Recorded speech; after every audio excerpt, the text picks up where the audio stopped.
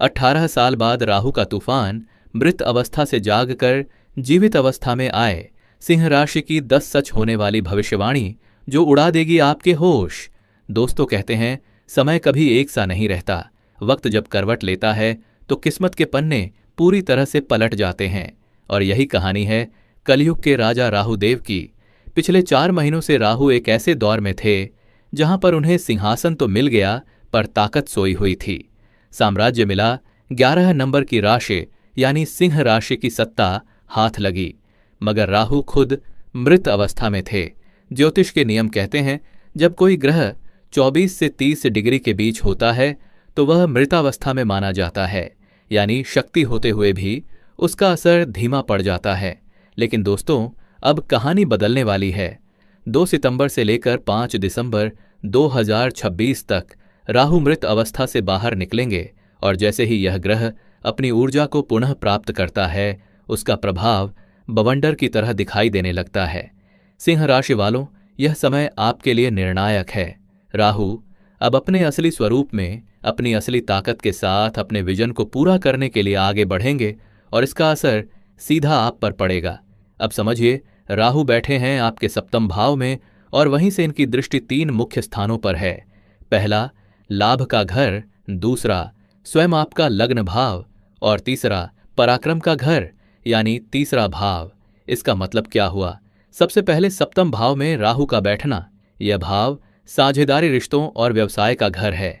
यहां राहु का बैठना मतलब बड़े स्तर पर विस्तार। आप जिन बंधनों में फंसे थे वे अब टूटने वाले हैं। भावार्थ भावम के सिद्धांत के हिसाब से देखें तो दशम भाव से दशम भाव पर राहु है और दशम भाव का अर्थ है करियर। अब राहु आपके करियर से बाउंड्री हटा रहे हैं। कोई दीवार, कोई लिमिटेशन नहीं। अब आपको मिलेगा करियर में ऊंचाई का मौका जो आपको पहले कभी नहीं मिला। और यही नहीं, राहु जब सप्तम भाव में बैठता है तो बिजनेस करने वालों के लिए यह समय ऐतिहासिक साबित हो सकता है। राहु कहता है मेरे पास सिर्फ ग्रोथ नहीं बल्कि एक्सपोनेंशियल ग्रोथ है। और ध्यान रहे, राहु कोई हल्की हवा नहीं है, राहु है तूफान। जब राहु अपनी चाल चलता है तो यह सिर्फ बदलाव नहीं लाता बल्कि क्रांति लेकर आता है। यही कारण है कि राहु को ज्योतिष में सुनामी और बवंडर से जोड़ा गया है।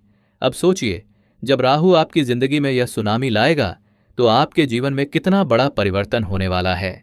तो आइए दोस्तों, बिना देरी किए हुए जानते हैं राहु के जीवित अवस्था में आने की वो 10 बड़ी सच होने वाली भविष्यवाणी। लेकिन वीडियो को आगे बढ़ाने से पहले कमेंट बॉक्स में सच्चे मन से लिखिए जय श्री राम, जय हनुमान जी और वीडियो को एक लाइक कर वीडियो को हाइप जरूर करें। और चैनल पर नए हैं तो चैनल को सब्सक्राइब जरूर करें। पहली भविष्यवाणी सिंह राशि वालों।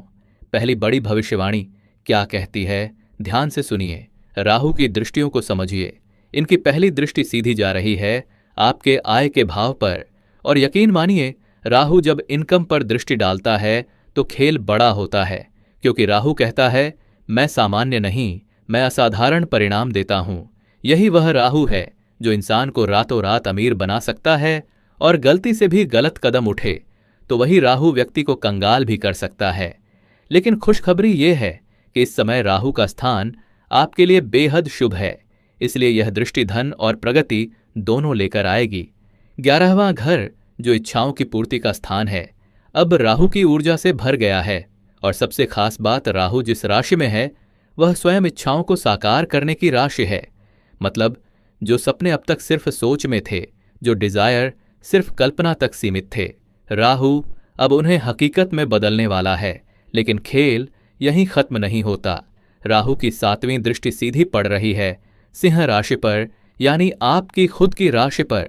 इसका असर यह होगा कि अगर अब तक किसी कारण से स्वास्थ्य में रुकावट थी या आत्मविश्वास डगमगा गया था तो यह दृष्टि आपको फिर से खड़ा करेगी। आपके अंदर नई शक्ति, नया साहस और एक अटूट कॉन्फिडेंस भर देगी। याद रखिए, राहु का चरित्र कुछ अलग है।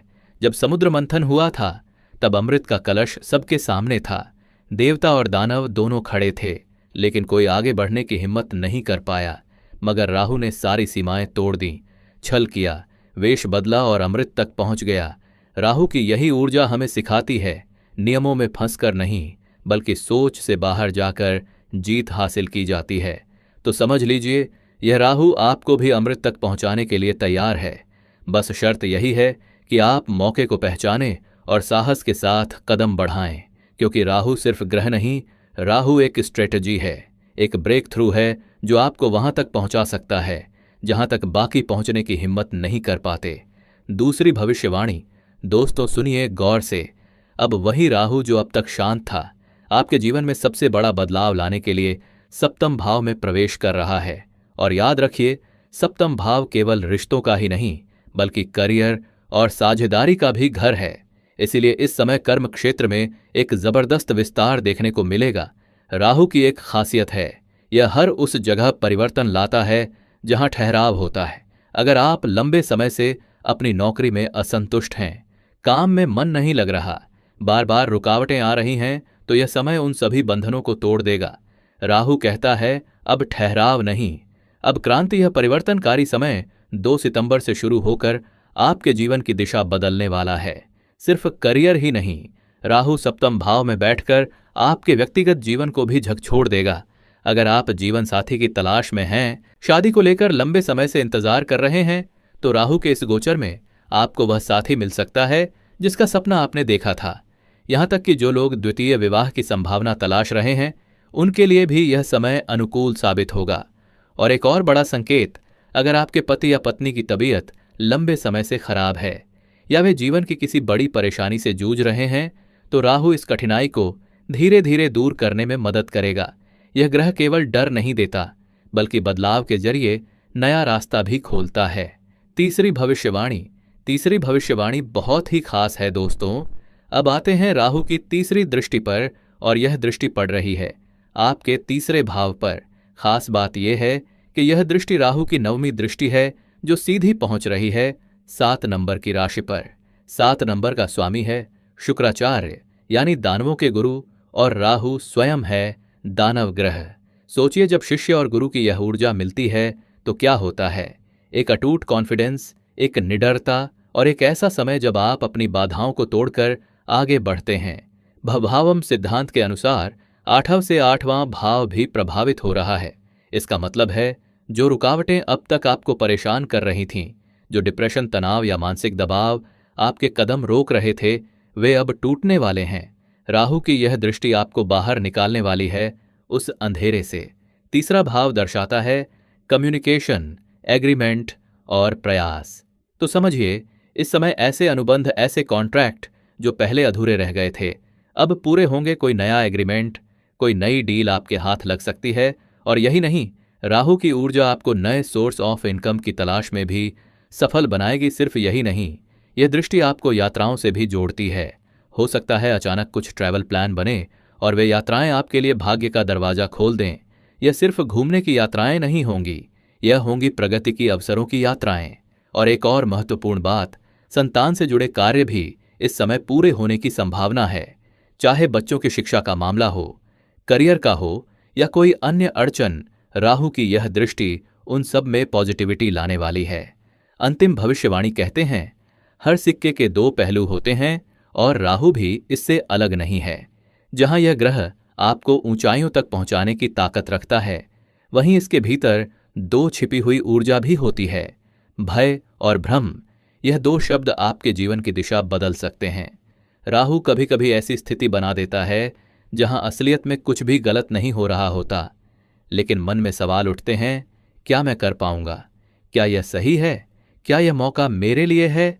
यही भ्रम और यही डर कई बार आपको आपके लक्ष्य से दूर कर देता है। लेकिन जो इंसान इस भय और भ्रम को पहचान ले और उससे बाहर निकल जाए, वही राहु की असली शक्ति को पकड़ पाता है।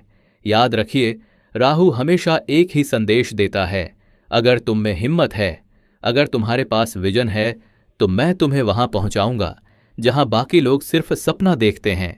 राहु की शक्ति वही समझ सकता है जो खुद से कहे मुझे रुकना नहीं है। जो ऐसा सोचता है, निश्चय मानिए, वह उस तूफान को पकड़ लेता है जो एक तिनके को भी उठाकर आसमान तक पहुंचा देता है। यही राहु है जो आपके लिए साम्राज्य रच सकता है, क्योंकि इस समय उसकी दृष्टि आपकी अपनी राशि पर है। इस बात को कभी मत भूलिए, राहु रोकता नहीं, आगे बढ़ाता है। वो रोग, वो आरण, वो पुरानी समस्याएं जिनमें आप फंसे थे, अब उनका अंत होने वाला है। कोई ताकत आपको नहीं रोक सकती। बस एक शर्त है, अपना विजन साफ रखिए। याद कीजिए राहु का लक्ष्य अमृत कलश। उसने देवताओं और दानवों के बीच खींचतान में भी रास्ता निकाला। क्यों?